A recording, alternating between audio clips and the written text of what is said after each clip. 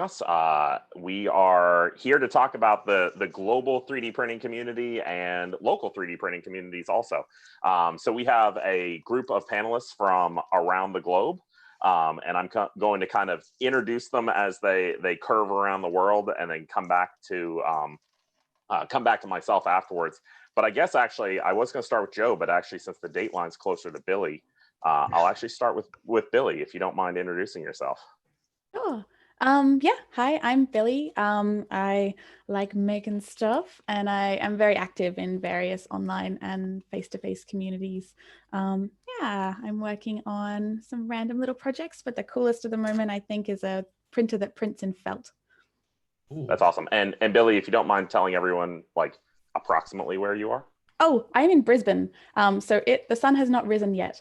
So I'm in Brisbane, Australia, which is in the top of Australia. The sun has not risen yet on Sunday. On Sunday. Yes. All right. And so moving on to Joe, who is almost in Sunday, but not quite yet. And I do appreciate you guys for getting up so early and staying up so late to do this. But yeah, Joe. Hi everyone, I'm Joe, also known as 3D Maker Noob. I am a maker at heart. I have a YouTube channel which revolves around making stuff. Currently it's a bit quiet because for the past 2.5 months, all I've been doing is pretty much printing face shields. 10,000 of them to be exact, as of yesterday evening.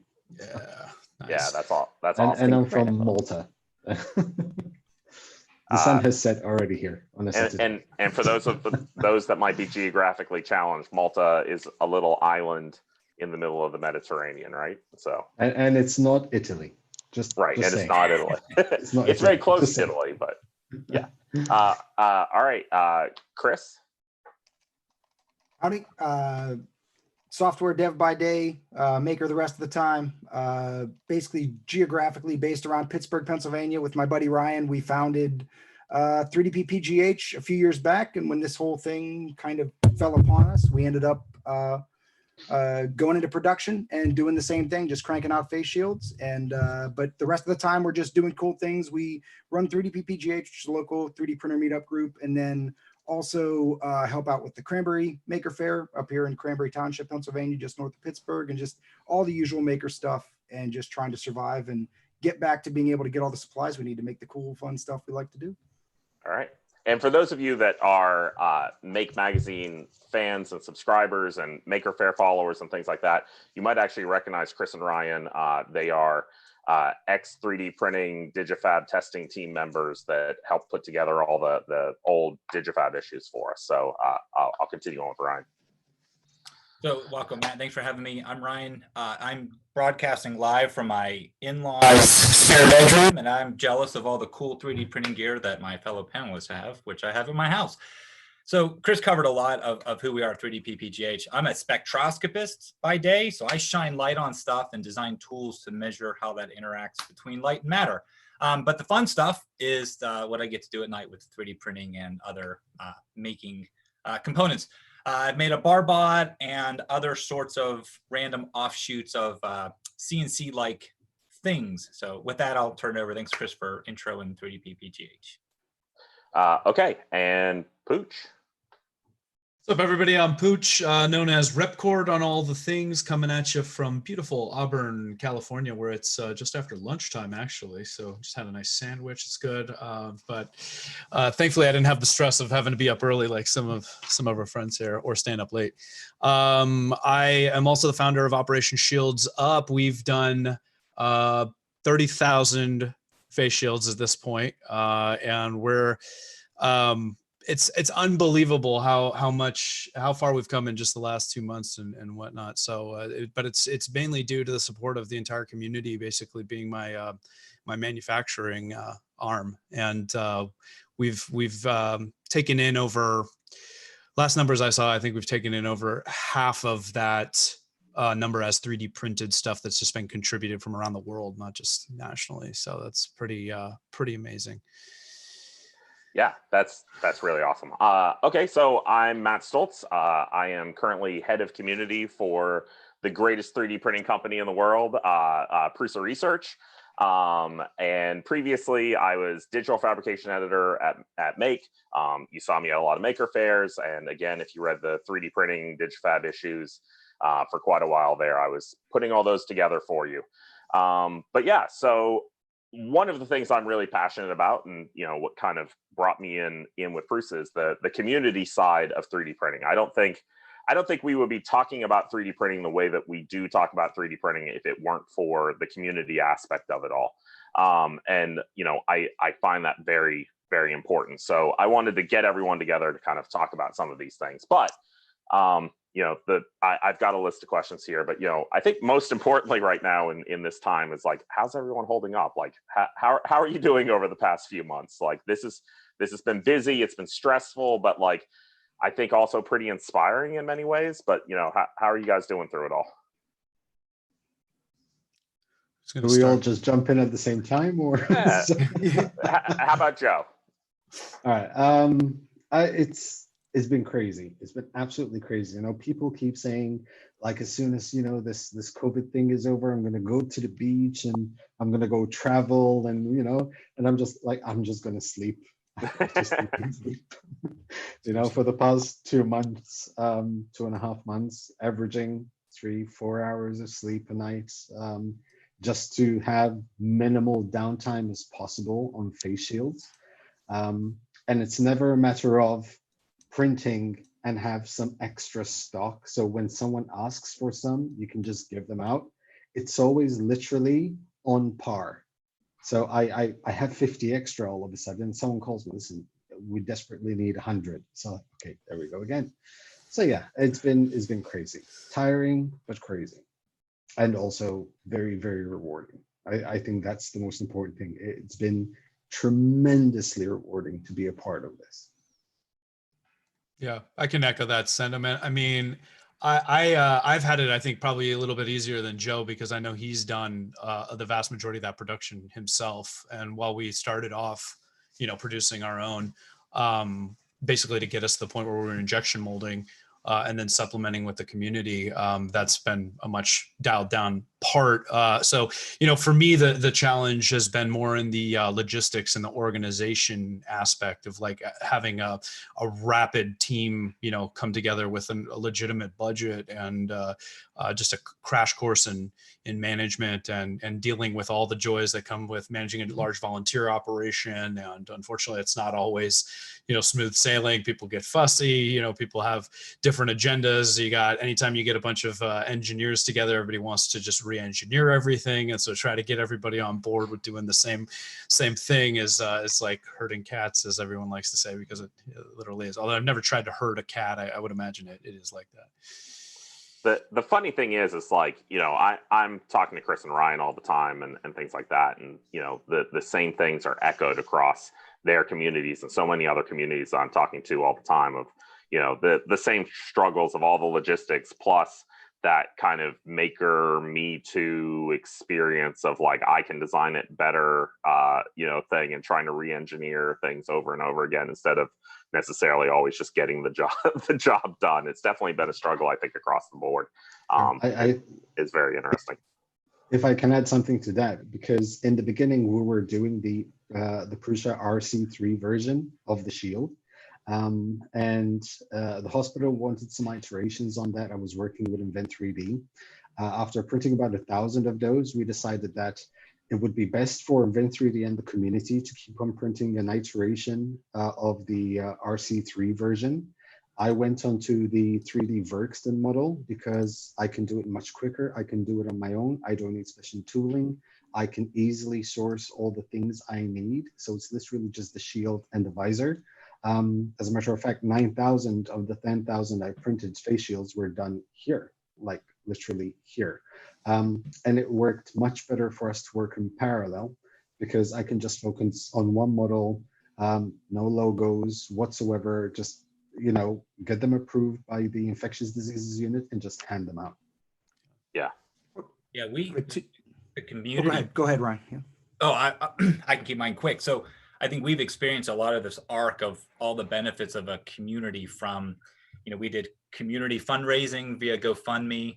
We brought in, a little more than $18,000 with that. We've put out 10,500 face shields at this point. Will be, over close to 12,000 by the end of next week. But our community, what we've demonstrated is with a Discord server and a Google spreadsheet and, makers with a purpose, you can do tremendous things. And I think I always talk about how, well, my love of community, right? So a lot of this, my metaphors, everything I've been talking about over the last couple of weeks has just been, if you have a really strong community, you can do really amazing things. And I think just by proof of principle now in practice with what 3D-PPGH was able to do, people were hopping into our channel. We just happen to have a good platform, right place, right time. And that iterative piece of it was Prusa RC3. We have our own sort of tweak on it, which is a little bit thinner, and rallied the masses around that. And I can go into more details later. I know Chris will have some stuff to say too, but it's been a beautiful execution of what community can do in a short period of time. To tie just into tying to Pooch's, what he was saying about the soft skills. Obviously, there's a finite skill set here that's needed.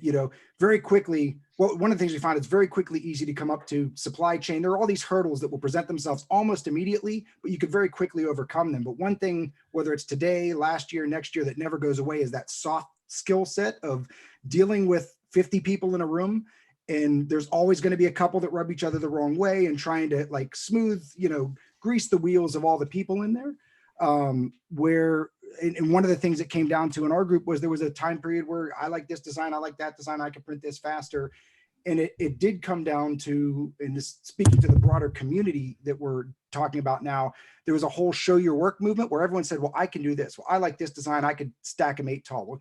And everyone's like, well, a couple of guys, show your work. Like, let's see it, right?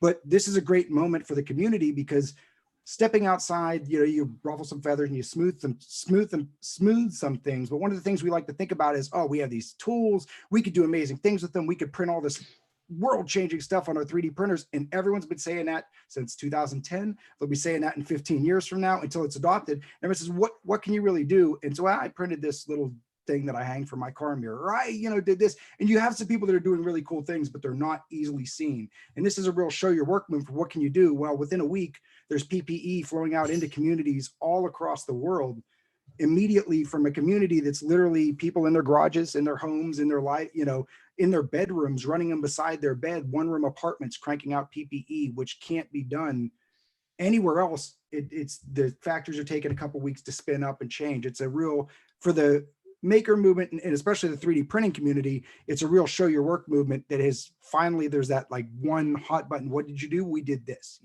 show me what you've done recently. Yeah, I've definitely, made some comments that, even people within the Make organization and things like that back in my final days were starting to say, well, maybe 3D printing is not quite as interesting. It's a little bit more of a fad. And I think we've definitely shown over the past few months that there's some real legitimacy to all of us with these stacks of printers in our houses and our bedrooms.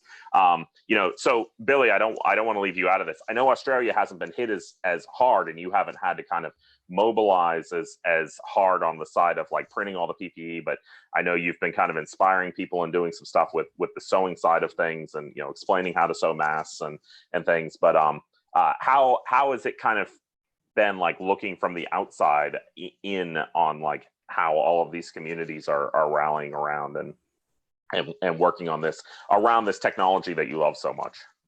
Yeah, so obviously awe-inspiring, and I mirror all of the comments just made about I want to sum it.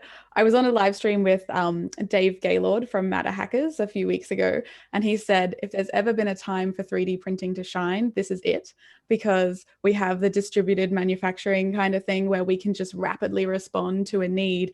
And while larger manufacturing like injection molding takes a few weeks, we were there, and we helped immediately. And I love it for that. I just think it's the most beautiful thing, and the community around it and all coming together and stuff has just been overwhelming.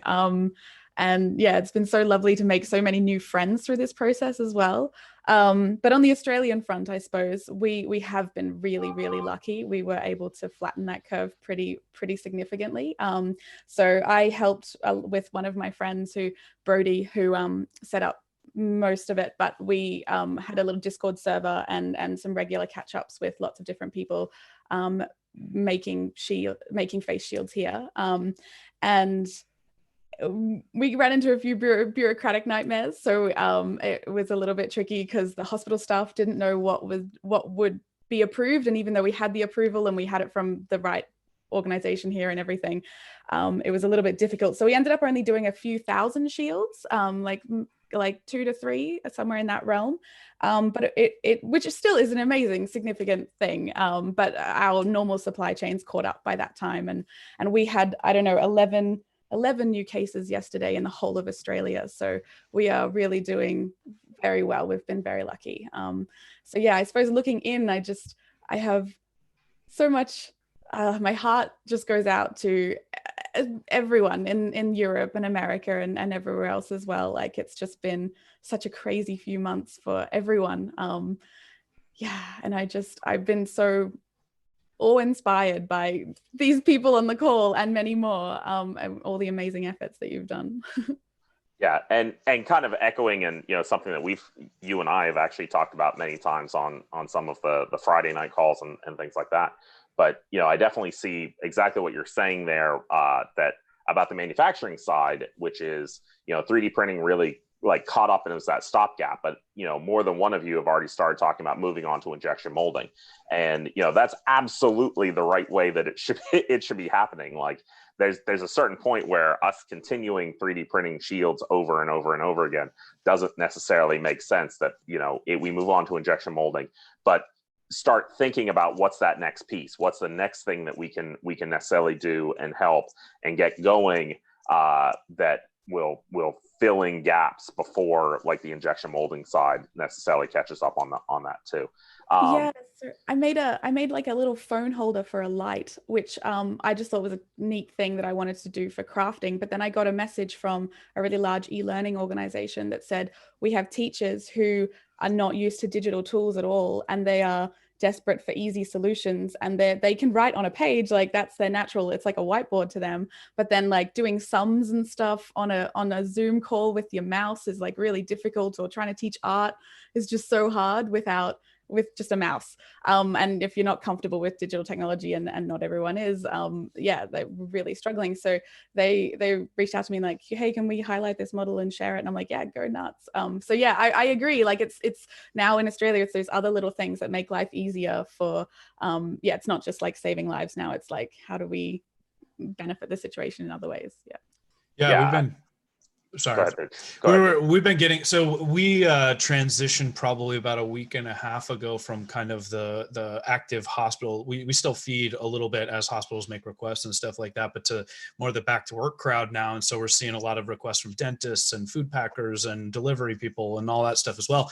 And it's been interesting because having those different crowds come in, they obviously they have a little bit of a different use case. In the dental community, there's been a lot of requests for specific designs so that they can wear their, Billy was talking about lights, so they can wear their actual like light rigs that they use so that when they're cleaning teeth or doing dental surgery and stuff like that. And certain frame designs lent themselves a little bit better for what they currently had. So that was kind of interesting. And we were lucky enough that we kind of had a selection of frame designs that have been sent to us, or injection molded, where we were able to kind of like reserve some for different kinds of requests, which was kind of unique and interesting. But one of the really fascinating takeaways that I've had from this whole experience over the last 2 months, I've had a lot of people contact us for teachings of like what worked for us, like how they could spin up an operation in their place. And so a big part of this has turned into kind of a consulting piece as well. But I think what I've really learned from it is like, I'm happy to share what's worked for us, but there's so much regional specific demand in some cases where it's like, what I'm doing here may not work for you because you either can't get the same kind of materials, or your disinfection, process isn't what, your local demand, that doesn't pass muster for them, or you don't have the contacts within the medical space to have the reputation from the hospital systems, so that unfortunately, a lot of people are thinking like, oh, I've got a 3D printer, I can print one of these up and just waltz into the ER and just hand them over, and that doesn't work that way, by design. We don't want to just wait, who are you and how did you make these, and all that stuff. And so I'm sure a lot of you guys can speak to the challenge of establishing some legitimacy and some reputation throughout the process as well.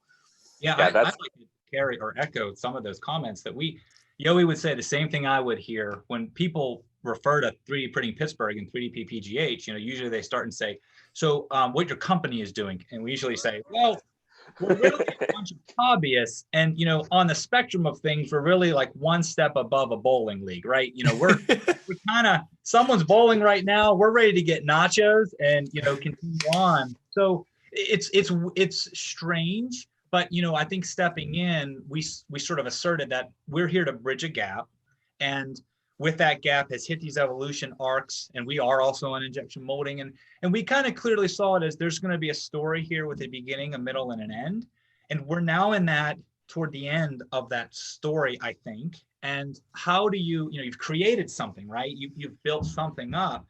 I was I was fortunate. I'm going to say this. I was fortunate. I was furloughed on March 23rd. But, it was a 5-week furlough. It was good timing for the efforts that we had, because, you folks, you have day jobs too, or you're doing things. So to juggle this, it's an interesting balance of how do you serve all masters right now? And you've created this beast that still needs to be fed with creating this PPE.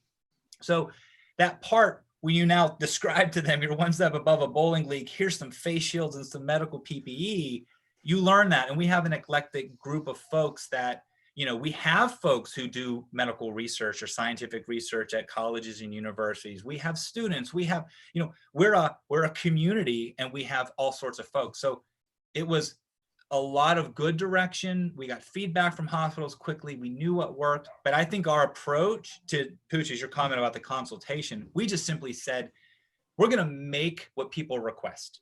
And that design, and I think we were pretty clear in the beginning, we're going to stay away from the mask. We're going to focus on shield, something we can define and put some bounds around. And it worked for us. But to your point, Pooch, I don't know that, yeah, you're right. That's not a one size fits all based on your group, your community, how comfortable people are with each other, the bureaucracy of the local hospital network. So it's a challenge, and I think we'll still be talking about it in time. Yeah, and that kind of like bureaucracy, that word. That I can't say right now.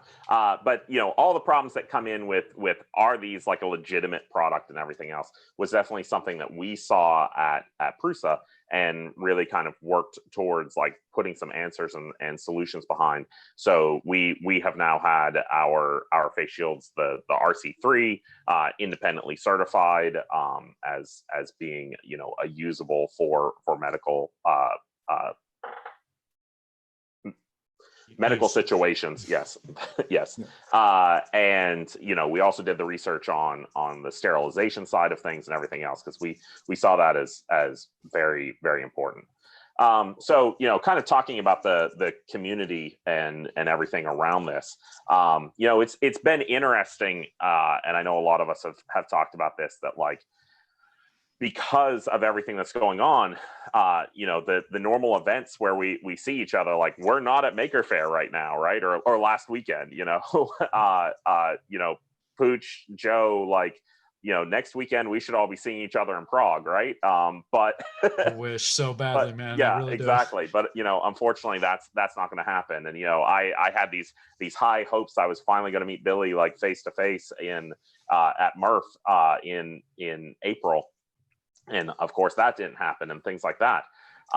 So with kind of the decline of the events that really solidified a lot of this community, but this rise in like how many Zoom calls are we all on a week, and things like that. Do you feel like you've become kind of more connected to the global community, or less connected to the global 3D printing community through all of this? Billy? Personally, much more. Because not that many events happen in Australia, and obviously it's quite expensive to fly to America. So yeah, I have made so many more contacts across and friends really good friends. And even within Australia too, like the Women in 3D Printing local chapter that I help run here in Brisbane has joined up with the rest of the ones around the nation. So I've met so many awesome people. A woman named Additive Alex, who runs the Melbourne one, said, hey, why don't we just all jump on a Zoom call? And it's been wonderful. I've met so many cool people. So yeah, I feel more connected. But I'd be interesting to hear if it's the same for you guys, because I like, we don't have those events down here. So yeah. Yeah. So Billy kind of jumped the gun a little bit there on the second half of this question I was going to ask. So I'll just like combine them all in of like, so how do you feel about your connection to not only the global communities, but also to your local communities? Like, you know, how are these things changing? Yeah, like even locally, like so I used to every Thursday go to a free makerspace we have called The Edge, which is state funded and the coolest place ever. And yeah, so they had to close because it's all face to face and government run too, so they're extra careful. And yeah, but I've been writing virtual workshops for them because I've delivered face to face ones there before, and they've also started like a Mozilla Hubs 3D virtual space of the real life space. So we've all been building models and putting it in there and meeting up every Thursday like we normally do, which has been really cool. Yeah, so more connected, or at least in some ways more connected. Yeah. I would go different connected, right? So it's like by necessity, we have more Zoom calls, and you know, I've been on with people, and it doesn't matter if they're next door or across, you know, the globe. It's kind of nice that we're able to just interact in that way. But you know, at the same time, it's never the same as when you get to go meet up in Prague and, you know, go have a good time together and all that stuff. And you know, so the depth of the connection isn't always the same, and especially when it comes to making, you know, and there's so much tangible, you know, stuff like to be able to hold it, to touch it, to like experience it and have a conversation and all that stuff. Like, unfortunately, like there is no good analog over Zoom or, you know, video chat for that. I think in my case, I think these past 2 months were a bit weird for me. I think in my case, I probably disconnected a bit more from the community, purely based on the fact that it was just too hectic. To give you an example, something that happened 3 days ago, my wife and daughter went to see her parents, which she hasn't seen for like 3 months. And I was here and I was like, okay, I can just, you know, go on full steam ahead printing shields. At about 12:30, I said, okay, I'm a bit hungry. Let me order some food. And on my way to get my mobile to get the food, to order the food, you know, one of the printers was ready from the shield. So I, you know, picked up the shields. And as soon as I picked those up and I started another printer finished. And about 2 hours later, I was like, I still haven't ordered my food. So I'm going to order my food. Another print finishes. And by the time I ordered my food, it was like 6:30 in the evening. And that's how crazy it is. Like even getting on Twitter and posting something, and people by now are fed up with me posting about PPE shields, you know? So I try to find that half an hour, 1 hour a day where I do something completely different. Like I designed this 3D printed hands-free soap dispenser. It's like, because, you know, I just wanted to do something different. Sure. Well, Joe, I'd say I, for one, have been enjoying the Bella emojis. So, Yeah, you know, at of least... course. There's always Bella. Yeah. We No, kind of come at it. Yeah, sorry, go ahead.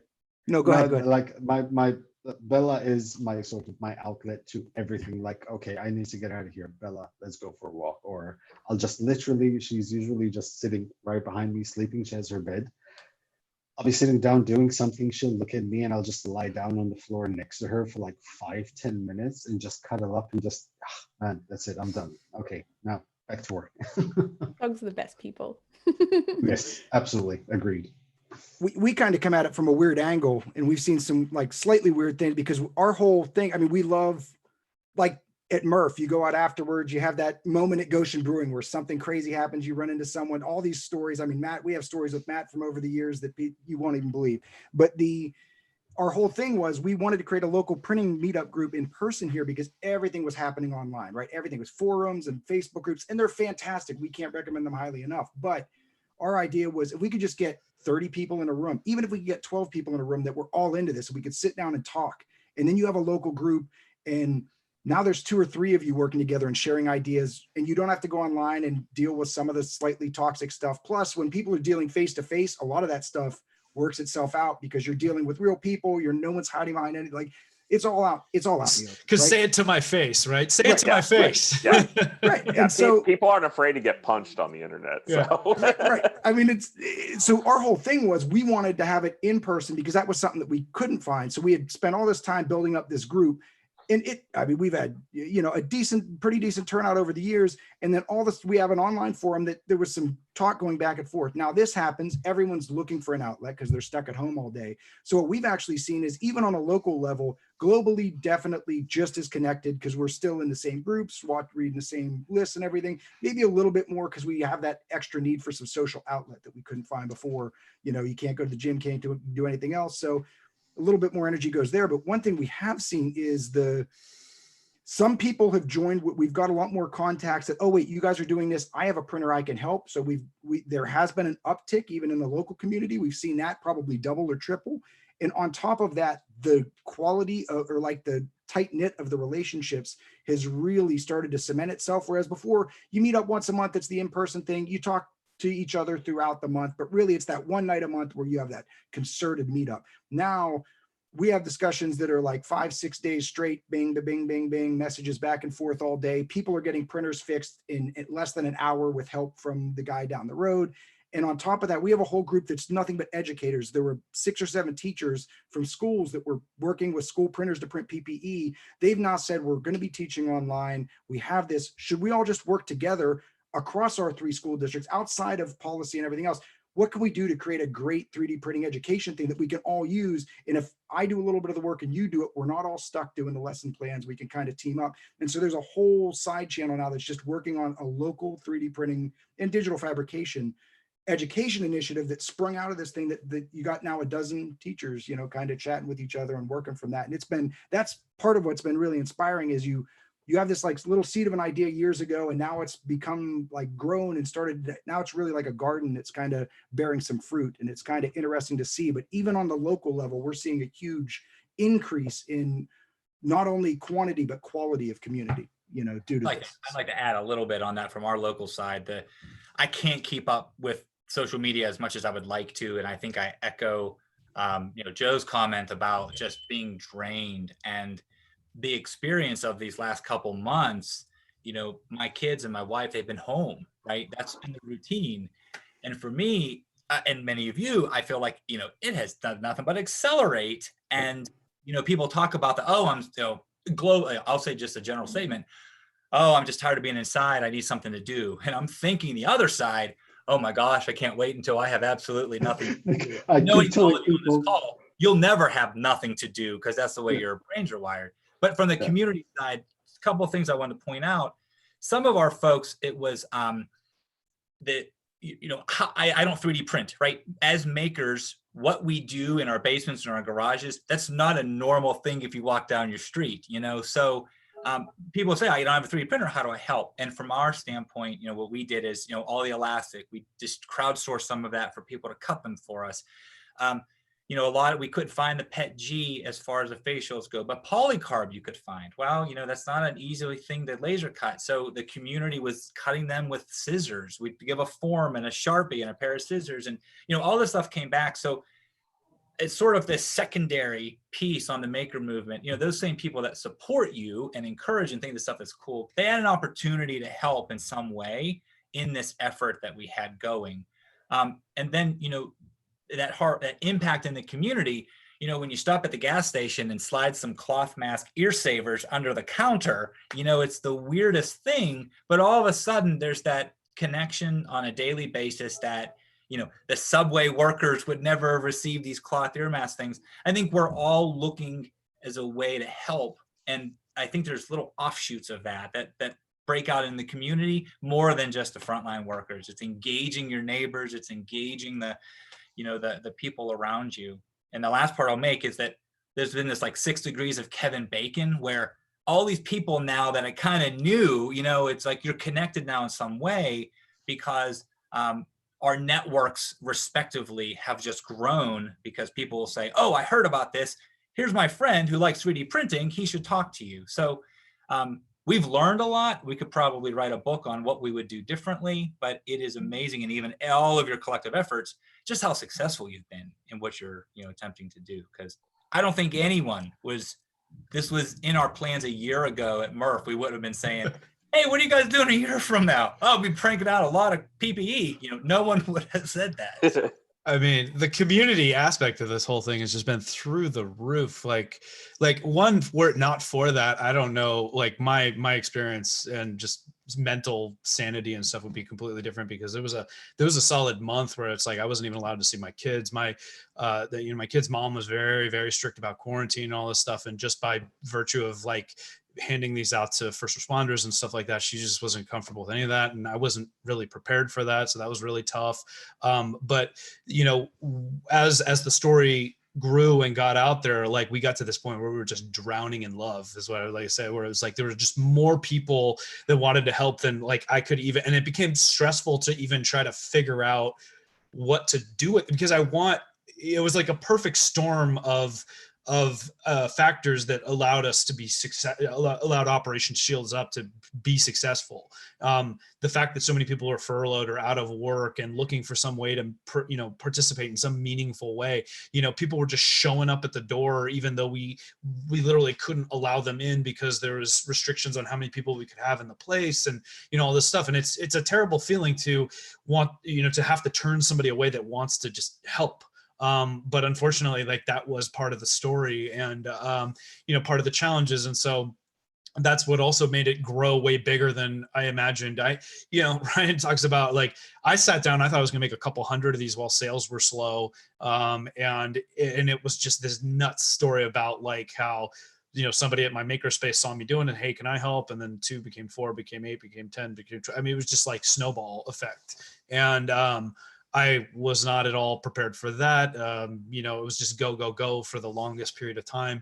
And I look back and only now feel like I've had time to like actually like kind of look back and appreciate, everything that's happened.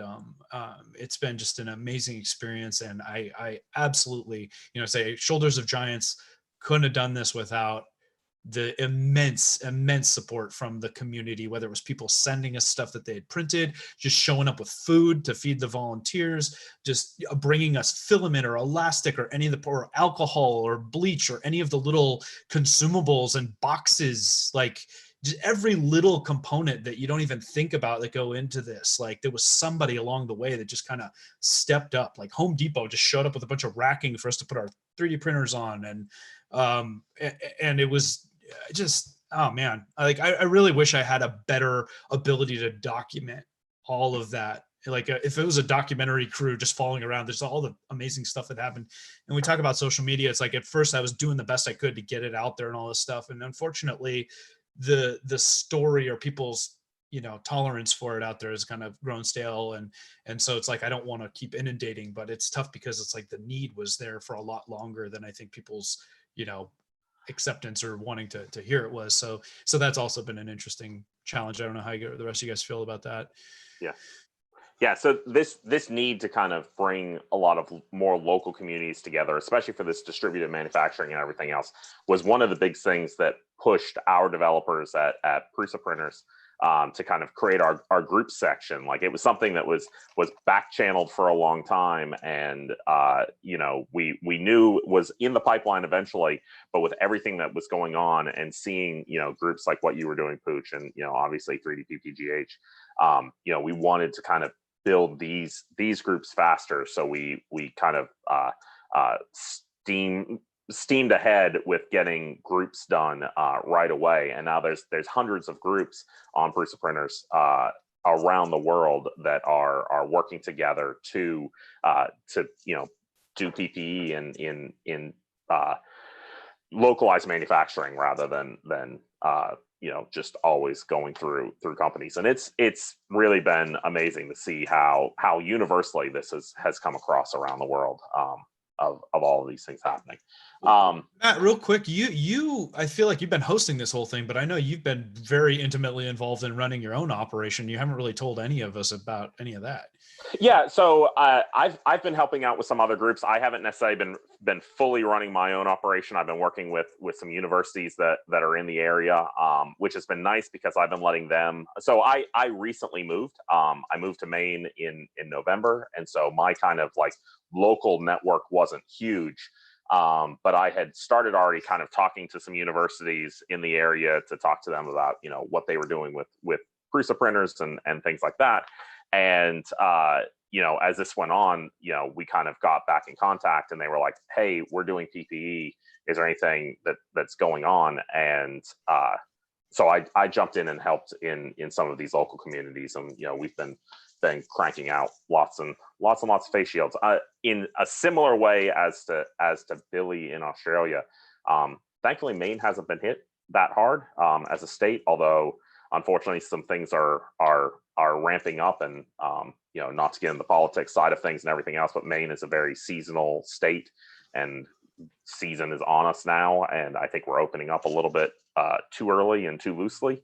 So I'm kind of worried about where things are going. So I'm definitely kind of where I was thinking about I might be ramping down. I'm worried that I might have to start ramping up some too. So you know, we'll see how things go. But you know, my story, you know, kind of echoes, like, even if you're not necessarily involved in a local community right now, this very second, you know, check out Prusa Printers and see if there's a community or a group out there that is in your area that you can help out with. And, you know, just watch social media too. I mean, everyone's been pretty active on Twitter across this entire thing. And so, yeah, you know, my printers haven't stopped, but I'm looking forward to, although the past like week or so, I've been able to get some other prints off, which has been kind of nice. Hence the wall behind me and things like that. So, I keep telling people that, you know, after all this is over, I'm okay with not seeing any 3D printer for a couple of weeks now. Yeah. Like I'm okay with it now. yeah. Or like, what have you printed for fun? You know, and I think about that and go, well, I don't know. I wanted to print that thing. About a month and a half ago, I decided to get myself like a digital tablet and teach myself ZBrush. I literally spent like 3 days on it in between prints. I modeled 2 unicorns. I printed those, and that's it. That's all I did. Yeah. More than I've So done. I love how kind of in tune things are, because like we're kind of heading down to the last 15 minutes of the call and such. But you know, one of my last questions on here is like, what are you excited to do next? Like, when you don't have to be printing PPE and you don't have to be talking about all of these things, like, is there anything over the past few months that you've seen out in the 3D printing community that's really like excited you, and you're like, okay, when this craziness is over, and I've had like 3 weeks straight of sleep, like, what is the thing that you're like, I want to do this? I mean, so a little plug out there too. We do a every Friday community call. Anyone who wants to join us, follow my Twitter at Matt Stoltz to see it. But you know, we've talked about a lot of stuff on that call recently, Billy, and you know, things like transition filaments, and you know, all kinds of things that we definitely can't talk about on this call. And you know, lots of interesting things. But you know, what are you guys excited about that, you know, you're going to start printing or start working on when you can? Joe, I'll let you kick this off. So whenever there's some free time, what I tend to do is scour the internet very quickly, look at projects I want to do, and I just start buying stuff from Banggood or GearBest, you know, because I want to have everything ready. So for example, I've had all the parts for the Ready Player One by the arcade game by Print and Play. Like, I have all the electronics, they're ready there. I just have to start printing. Like, I've managed to do this thing. I have the Havoc blaster from Apex Legends, which is just primed. I need to airbrush it. I have some other prints I need to airbrush. I have tutorials I would love to do because I miss, one of the things I love about my YouTube channel is the ability to teach. I mean, I'm a noob myself. Whenever I learn something, I teach it, or I try to convey it in my noobish ways. And I miss doing that. I miss recording. I miss printing for fun. But yeah, the first thing I'm going to do is definitely start printing my Ready Player Ready Printer 1 mini arcade thing. You know, I think this would be a lot easier if any of us like were ever able to just have one project at a time.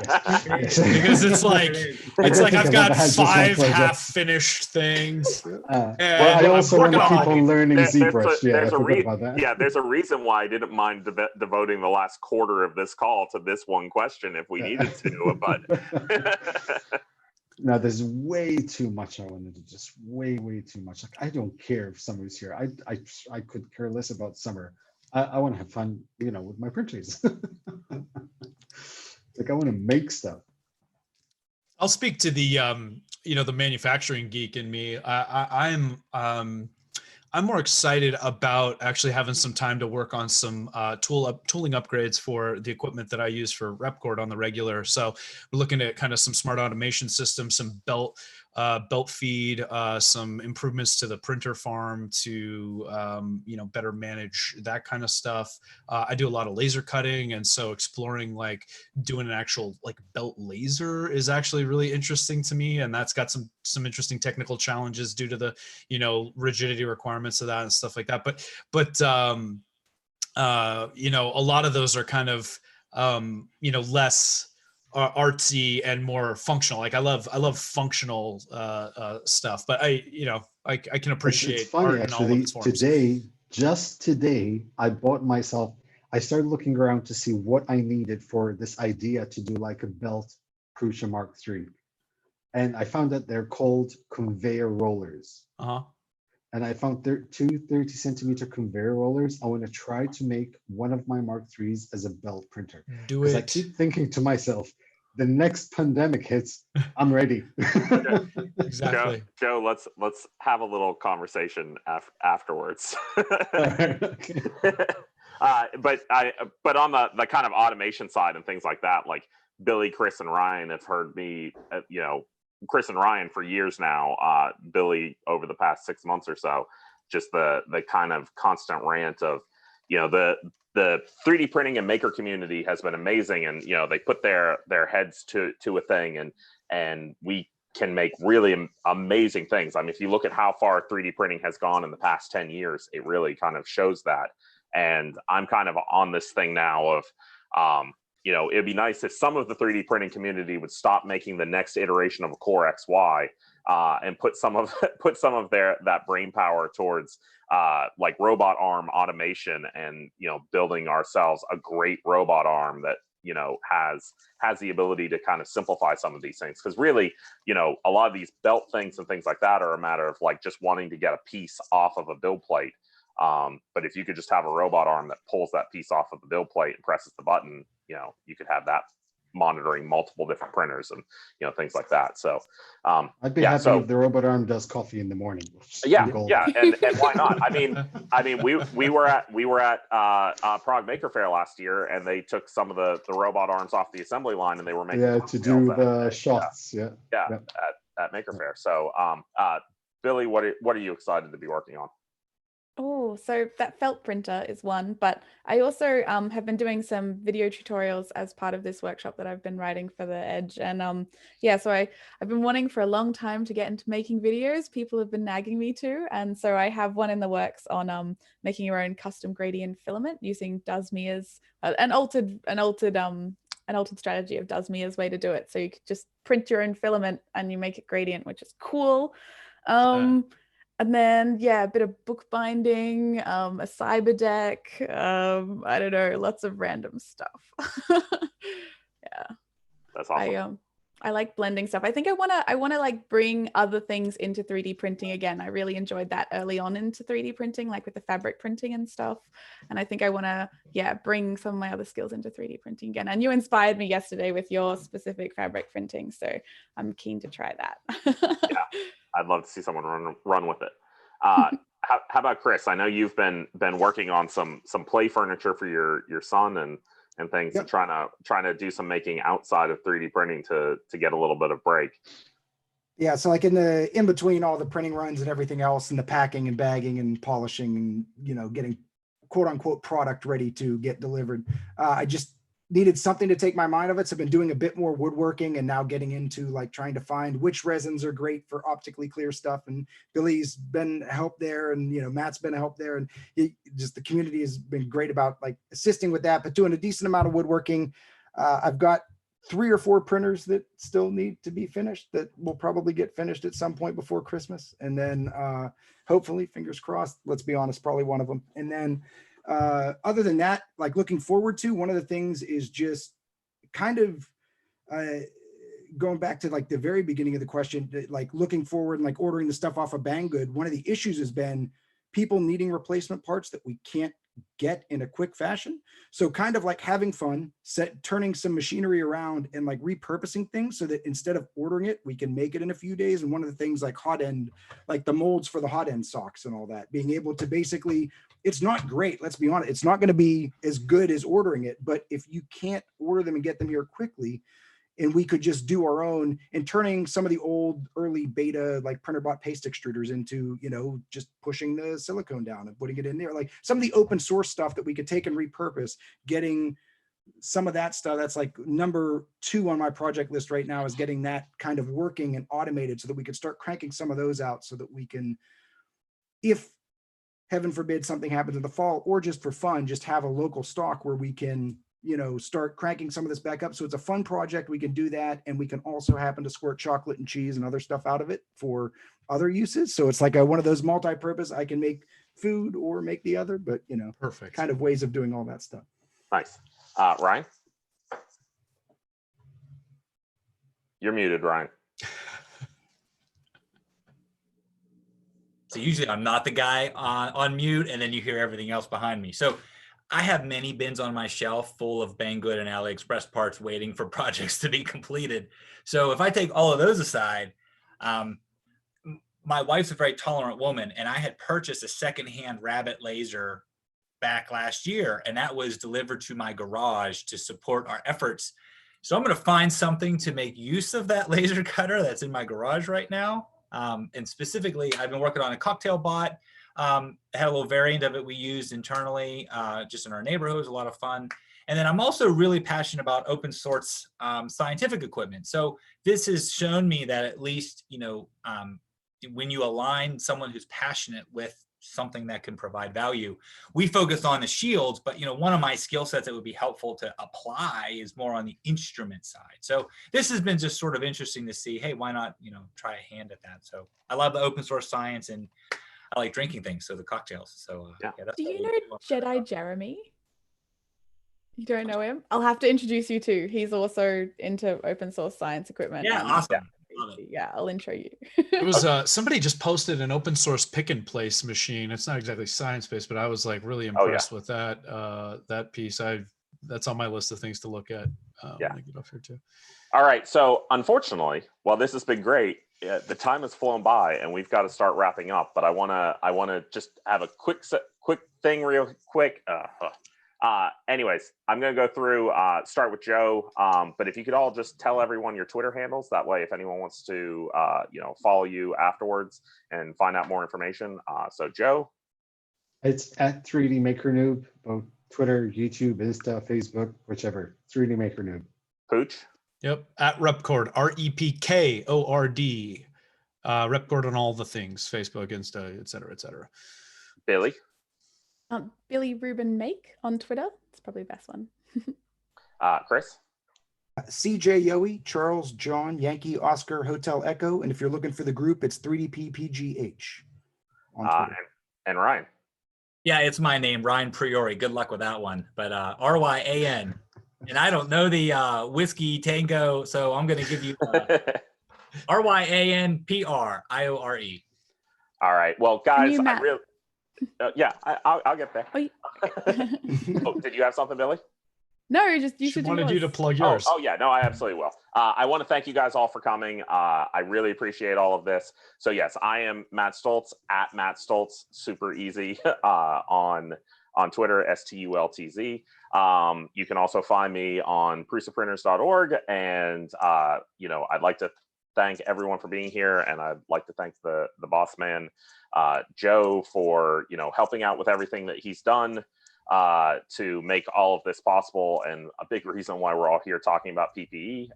So yeah, check us out on Prusa Printers, and thanks everyone for being here. Thank you. Happy making, everybody.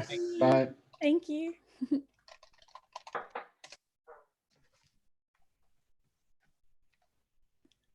We done.